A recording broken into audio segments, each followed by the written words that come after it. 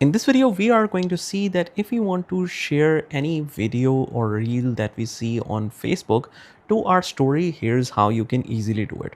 First of all, just locate the reel that you want to share, or you can select this video option where you will see a couple of reels.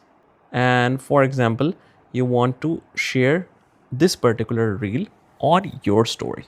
So from here, we click on the share. At the bottom, we can see your story. Click on that. And from here, we can enlarge it.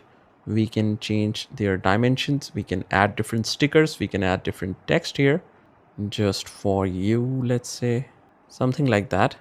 And you can place it wherever you want. Also, from the bottom where we see this public option, you click on that and you can share it either with your friends, your custom people, public, share to Instagram, and all the sharing settings are here. After that, you hit share and click OK. And now we can see that our story is successfully shared. We can view it from here, and that's about it. I hope you found this video helpful, and if you did, hit the like button and subscribe to our channel, and I will see you in the next one.